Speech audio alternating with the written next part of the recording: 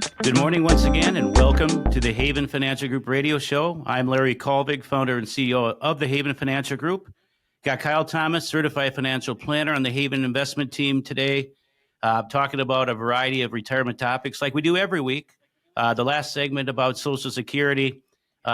Yes, education is very big in all these retirement areas, so important. And if you were listening to that last segment about Social Security and you're wondering, when should I turn it on? Should I turn it on now? Should I wait? If you're listening or if you come to our class, we offer extension to come on in. There's no cost. Let me walk you through that process briefly. We'll sit down with you. We'll ask questions. You'll ask questions. We'll have you bring your Social Security report in. We'll run you a good, better, best Social Security maximization report, a roadmap for what makes sense. Because naturally, we get a lot of folks, Kim, that come in and they have this idea, well, I'm just going to turn it on at 62 and sock it to the government. Probably not a good way to make decisions. Or I've made up my mind, I'm turning it on at 64, 65. Well, maybe that's the right idea. But if we talk through this, we're not here to tell you when to take it. But by asking a lot of questions, talking through things, maybe you're still working. Maybe you're not full retirement age. Maybe it doesn't make any sense. Oftentimes people will leave that meeting going, wow, I thought it made sense, but after this meeting, it doesn't make sense at all to do it. That's the kind of insight we want to bring to you. So again, I just wanted to comment on the end of that last segment. Absolutely. We want to talk about the 8 mistakes that you want to try to avoid as you get ready to transition into retirement. And Kyle, I thought this was just so interesting. Planning to work indefinitely. I guess that would be a mistake because the best laid plans really don't necessarily work. Planning to work indefinitely. We don't want to plan for that. We want to plan to enjoy our retirement and not have to work unless that's something that you're just opting to do because you really want to. But we don't want to have to rely on that because what if something happens and we're not able to work anymore?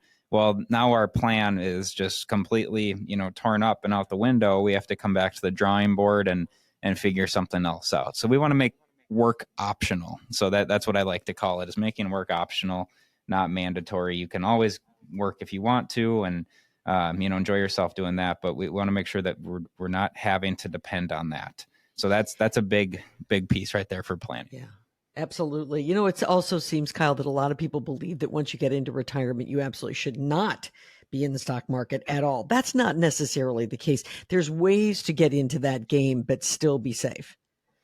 Yes. Yeah. We want to have a balanced portfolio. You hear us talk about this a lot and probably a lot of other people, but balanced portfolio, we want to have some stocks.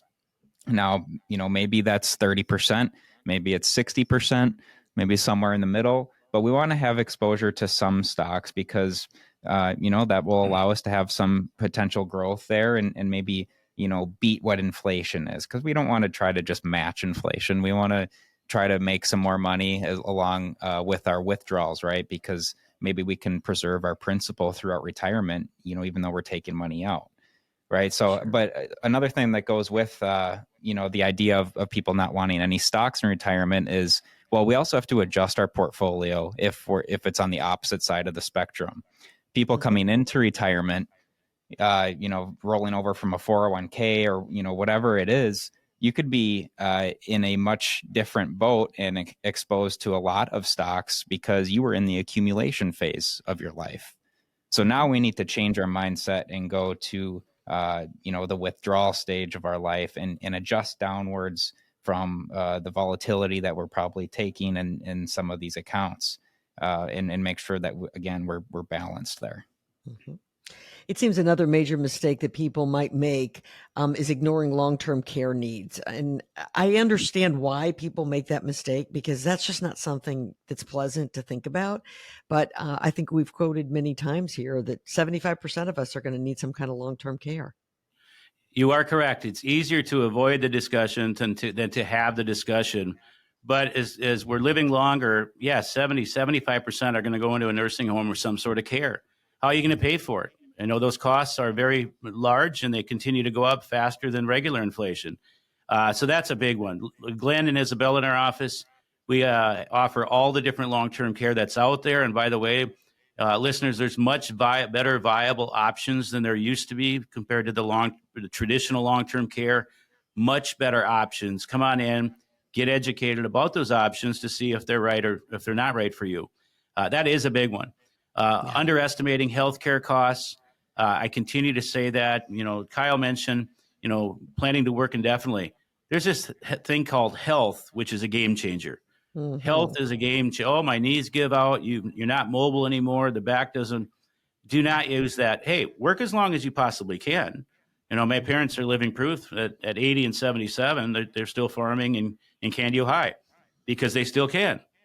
But don't rely on that as, again, that's Sure. not a backup plan, because life's calendar doesn't always cooperate with our calendar big time. One other one I want to mention, because Kyle and I in the investment team, we see this, is when you retire, you figure out your income, and you start drawing off your investments. People draw off the wrong investments at the wrong time, tax inefficiencies, using the wrong accounts at the right time. And you got to remember, you worked hard for every one of those dollars. Don't draw from the wrong because you didn't have a partner that could help you map out a plan. That's all part of the retirement plan that you should have, that people should be spending time. Those folks that you're paying, your CPA, your investment advisor, your investment team, your insurance people, et cetera, those are the folks you should be leaning on to help make the right decisions, the most efficient decisions. And I'll tell you, most people are not getting the attention they deserve, and they should. They really should. Right. Yeah. In the same vein, also it seems miscalculating the expenses that you will have in retirement. I think a lot of people believe that when I go into retirement, I'm not going to spend nearly as much money as I did during those working years. And that's not necessarily the case. No, it's not. People get accustomed to a lifestyle that they've been living from their working years, and I get it. That's hard to adjust downwards and cut by 50 or 60%. Whatever the number is that they think it would be. So we just want to make sure that we're planning for the amount that we're actually going to spend, and typically we try to keep the same number that they're living on currently for their retirement expenses. If they don't really know, what it is, then we just try to calculate, okay, what's the income after taxes and all that stuff. And then, we'll use that for our default in there. But we also have a secondary goal that's, an anything else category, just in case, what if stuff happens and, or we have to replace the roof, we have to get a new car. Or otherwise there's just flexibility in there if you want to do another trip or gifting, stuff like that. So definitely don't underestimate the expenses, because that's one of the biggest key components for your plan, and making sure you don't run out of money. Sure. And for married couples, the misconception, Kim, well, if my spouse dies, my expenses are going to get cut in half. Rarely do the expenses ever get cut in half. You lose one of the Social Securities, your income goes down, and your expenses don't get cut in half. So that is a fallacy that I've seen over and over and over again. Again, expenses, we want to make sure we're as accurate as possible. We want accurate numbers, because expenses, that's going to erode your monies. And then it comes down to, well, when is my money going to run out? Back to that core question. Yeah, where we started this whole thing, right? Right. All right. So as we run out of time here, I just real quickly want to ask each one of you. So the number one you think mistake that you see people make that you just really want to steer people away from? Biggest mistake, I would say, is definitely the asset allocation.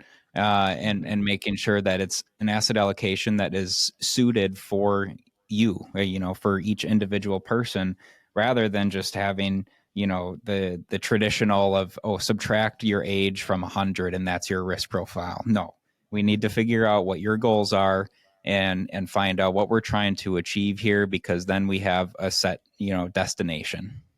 And I would say that's a really tough question. But I would say claiming Social Security too early without putting the thought into it. A lot of these others are big, but that is a very big one. So, as we close up the show this week, at Haven Financial Group, celebrating our 10-year anniversary, I want to note that we do all things specific to retirement planning. It's not just investments and wealth management, which is all very, very important, But have you put together a will or trust? Our estate planning attorneys, partners, Carrie, Anna, and Keith, Provisional Law. Go to our website. We're going to be teaching wills, trust, and legacy planning at the Prior Lake Library coming up in a couple weeks. Maybe we just mentioned long-term care, getting the information on what's out there that you maybe did not even know about. Maybe you're holding on to life insurance policies. When is the last time you had a life insurance review? I mentioned earlier in the show, annuity exam. Maybe it's time. Annual enrollment for Medicare is coming up. Maybe you're bridging the gap for healthcare.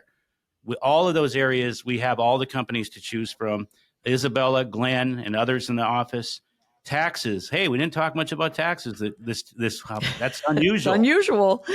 Yeah, Lance is our CPA, and also Melissa. So all the retirement puzzle pieces, they should be coordinated more in retirement than ever. For many, they're not. I say they don't have to be all under the same roof, but I'll tell you this. It's probably the number one compliment at Haven Financial Group we get is, wow, all of you guys work together, multiple personalities, and making sure that things are clicking and coordinated. And that is so important, Kim. We say it every week, especially in retirement, and probably more important than ever. You bet. 612-504-8400. That's how you get hold of the folks there at Haven Financial Group. Be sure that you give them a call. Gentlemen, thank you so much. Thanks, Kim. Look forward to next week you. already.